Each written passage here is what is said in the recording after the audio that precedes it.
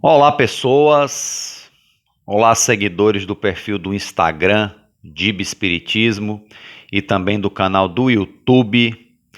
Estou começando aqui, o quarto vídeo com o estudo dirigido do livro Sinal Verde, que é uma obra psicografada, do espírito André Luiz, psicografado por Francisco Cândido Xavier, o nosso Chico Xavier.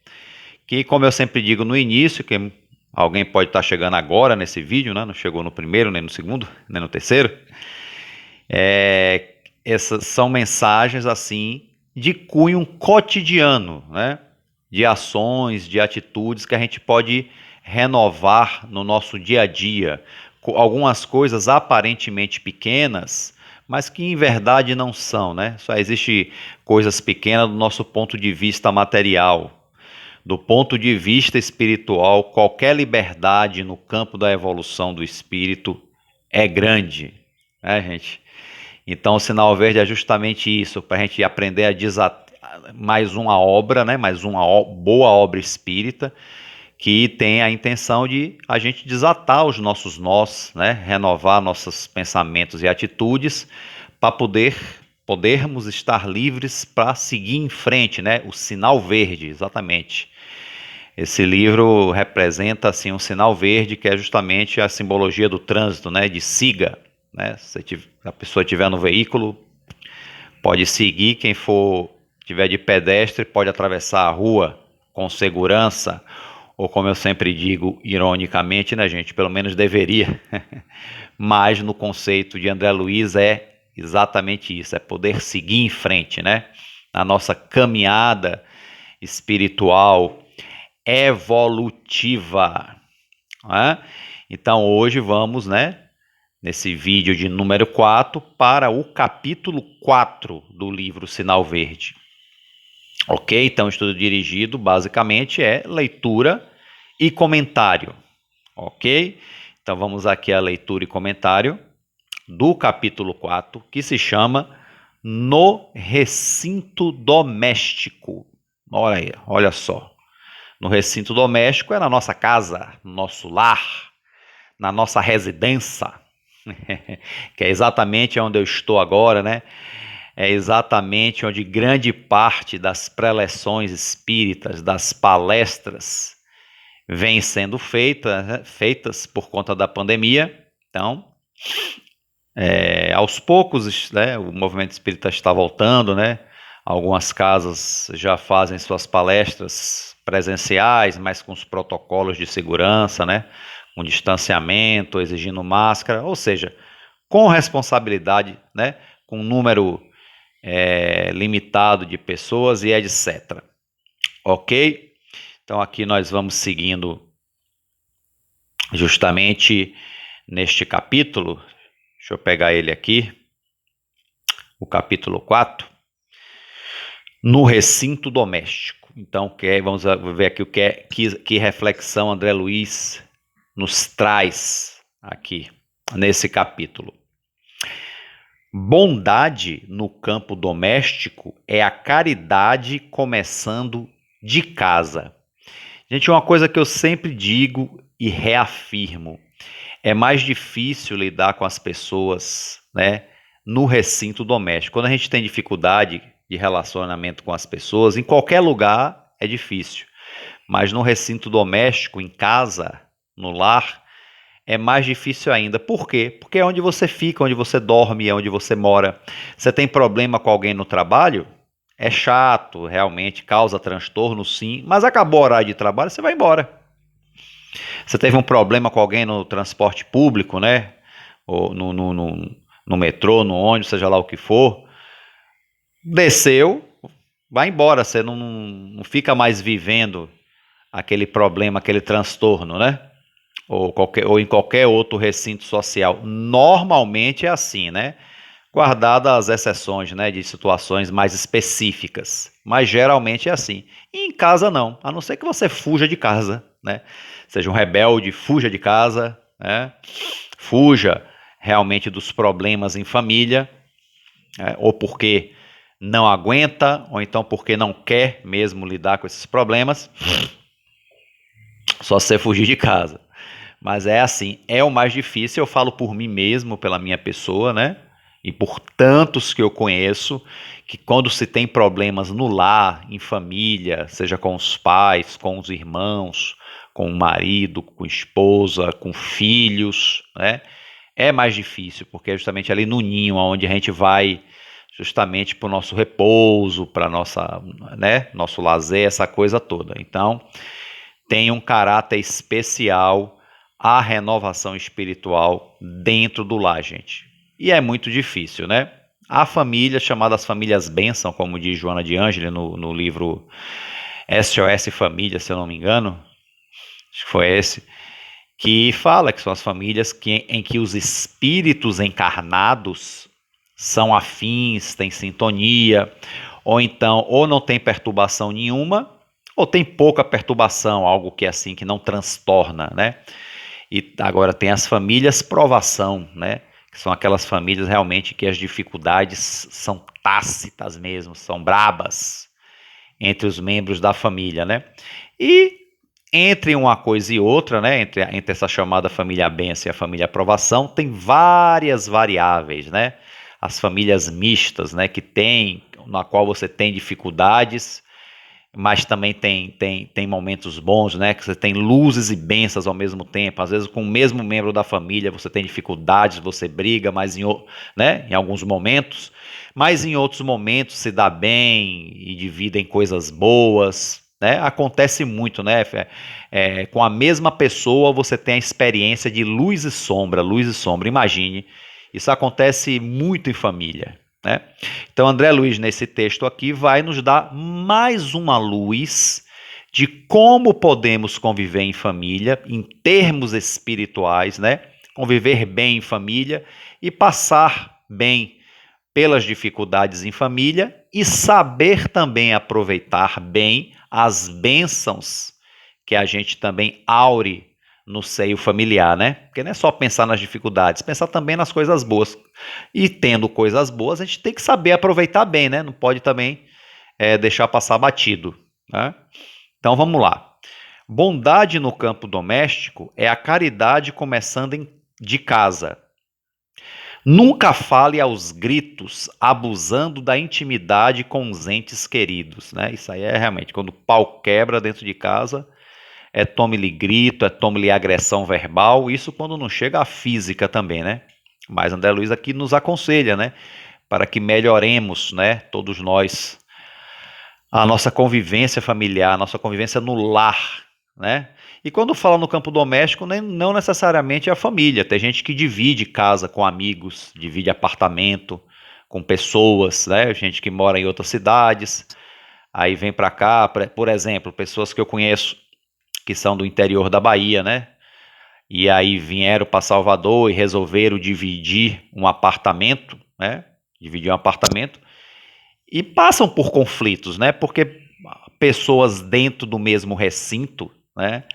Não tem como não ter conflito. Então, não só quando falo recinto doméstico dentro de casa, não é necessariamente família, parente, não. Tem amigos que dividem apartamento, dividem recintos, dividem casa, né? Que moram em repúblicas. Olha só. Aí, ó. Nunca fale aos gritos, abusando da intimidade dos entes queridos. Então, isso é importante, né? Essa educação da voz, né? É bom que a gente seja sincero, nós sejamos firmes nas nossas colocações, mas sem ser agressivo.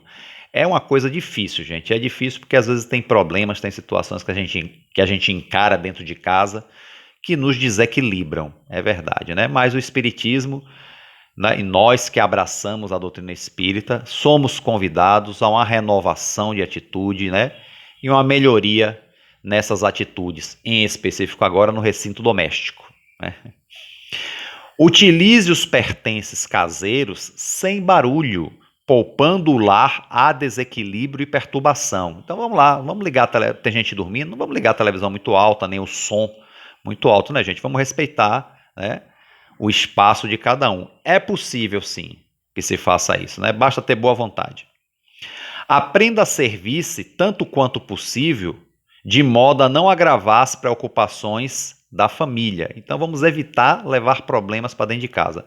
Porque a gente fala, eu tenho uma família problema, sempre falando dos outros. O outro que me perturba, meu pai me perturba, minha mãe me perturba, minha esposa, meus filhos, tudo me perturba. Será que eu é que não sou o fator de perturbação? Será que há várias situações? Será que em algumas dessas situações não sou eu o fator de perturbação e eu não estou infringindo isso ao outro? Que a gente sempre, quando fala nessas questões, está sempre se referindo ao outro, né? Tirando a nossa paz. E nós? Será que não estamos realmente desrespeitando e tirando a paz do outro? Né? Então, essa reflexão serve para nós, acima de tudo, e não só para aplicar ao outro, né? O outro que mora com a gente no nosso recinto familiar. Né?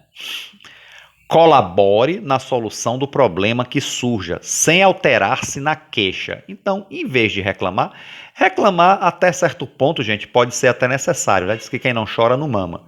Mas congelar na reclamação é que é o problema. É uma coisa contraproducente, inútil. Então, assim, vamos trabalhar, colaborar para que se resolva o problema. Vamos ajudar para que se resolva o problema e não só ficar reclamando. Ok? Isso aí já é de grande valia. A sós ou em grupo, tome a sua refeição sem alarme. Né? Toma a sua refeição com educação, né? Entendendo que tem outras pessoas também para comer. Sem bagunça, né? Deixa o recinto limpo, a mesa, lavar a louça, deixar as coisas limpas é bom, né? É de bom grado, né? Sem alarme, quer dizer que não faça nada que vai causar desagrado geral. O que você não quer que faça com você, não fazer com os outros. Converse edificando a harmonia, quer dizer, conversações, né, que edifiquem. Né? A gente sempre fala, é normal falar besteira, bater papo, a gente está em família, mas uma família alegre. Mas é bom também incluir aí umas conversas edificantes, né? Nós espíritas, né, buscamos fazer o evangelho no lar, mas de repente nem todos no lar são espíritas, né? Então, vamos tentar botar coisas edificantes de outras formas, que não impondo a nossa forma de crer, né? Não pode. Uma vez, quando eu ainda morava com meus pais, eu tentei impor o evangelho no lá com meus pais, com minha irmã, e não foi bom, né? Não foi bom, não porque eles achem ruim o espiritismo, mas que não era a vibe deles, né? Não era dela, né? O espírita ali era eu só, né? Converse edificando a harmonia. É sempre possível achar a porta do entendimento mútuo. É sempre possível, é sempre. Às vezes parece que é impossível, né? Mas André Luiz está sinalizando aqui que é sempre possível achar a porta do entendimento mútuo quando nos dispomos a ceder de nós mesmos em pequenas demonstrações de renúncia a pontos de vista. Então, gente, de vez em quando é bom a gente largar nosso orgulho e ceder o nosso ponto de vista, né? E ceder, que nem sempre nosso ponto de vista é o certo, né? Então, é bom ter esse discernimento, essa maturidade, né? Quantas vezes um problema aparentemente insolúvel pede tão somente uma palavra calmante para ser resolvido, né? Às vezes a coisa parece um problemão e não é. Apenas uma palavra de tranquilidade, apenas uma pequena atitude resolve o problema. A gente vê que o problema não é tão grande, né? Muitas vezes nós aumentamos o problema, inclusive dentro de casa, inclusive no lar.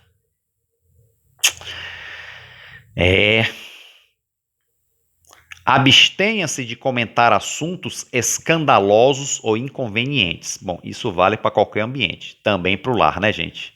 Evitar, a não ser que realmente a situação o exija, seja uma contingência, né? Paciência, mas quando for possível evitar assuntos inconvenientes, escandalosos, né? É importante saber ter o discernimento para saber quando é ou não necessário falar certos assuntos, né? Vamos ter discernimento. Simancol. Em matéria de doenças, fale o estritamente necessário. Exatamente, entra na questão do parágrafo anterior. Mesmo essa coisa de doença e tudo mais, falar estritamente necessário, né? O que for realmente inevitável. esse período agora não tem como não falar de Covid, né? Mas não precisa ficar falando de Covid o tempo todo, né? A gente não aguenta mais só ver na televisão isso, todo lugar. Pode-se não se alienar da situação, mas procurar também outros assuntos, né? Edificantes de preferência. Procure algum detalhe caseiro para louvar o trabalho e o carinho daqueles que lhe compartilham a existência. Ou seja, quando você vê alguma coisa boa dentro de casa que alguém faz ou que alguém fez, observe, elogie. Poxa, gostei, ficou bom. Que beleza. Muita gente reclama do que faz errado. Mas quando fizer o certo, também fala, pô, muito bem, aí tá certo. Quando você faz alguma coisa, você também, ó, tá bom aqui como eu fiz, tá bem? Se não tiver bom, diga aí, pode melhorar, né? Essa troca, né, de entendimento, né, para que as coisas fiquem o melhor possível, né, para se criar um ambiente amistoso, né, em família, né, dentro de casa ou entre amigos que moram junto, né, gente? Porque senão não podemos ficar debaixo do mesmo teto numa guerra, né? Ninguém vai ficar assim, ninguém é bonzinho, não vai ser a perfeição, mas é como sempre se diz, pode melhorar, né? Então, procure algum detalhe caseiro para louvar o trabalho e o carinho daqueles que lhe compartilham a existência. Quem faz a comida mesmo, né? Agradeça, pô, a comida tá boa a comida, muito obrigado. Às vezes nem sempre pode estar tão boa, mas pelo menos é a comida que está ali para você comer, para te alimentar. Agradeça pelo menos, né? Aí com carinho, depois você fala, rapaz, bota mais um pouquinho de sal na próxima vez, sei lá. Mas sempre, né? Buscando conciliar, né? Conciliar é sempre melhor do que criar confusão. Não se aproveite da conversação para entretecer apontamentos de crítica ou censura, seja a quem seja, né? Então, evitar realmente, como eu disse, há situações. Isso aqui é muito parecido com outro parágrafo, né? Há situações que são inevitáveis de conversar, né? Mas o que for evitável, o que realmente não tiver finalidade útil, só for causar perturbação, a gente evita, né? Aqui é um dos casos também, né? Essa questão de crítica ou censura. Muitas vezes, pô, a gente vai, infelizmente, temos que ser chamados a atenção ou precisamos chamar a atenção de alguém, quando necessário, né? Mas quando não precisa, só para fazer picuinha, para criar confusão, então não. Então, às vezes é melhor calar-se, né? Algumas vezes é melhor calar-se, né? E quando necessário, fazer com a máxima moderação possível, né, dentro, né, da necessidade de cada situação, né? Que é as situações que realmente é inevitável que se tenha a conversa um pouco assim, que cause um certo abalo, né? Mas quando for possível evitar, evitemos.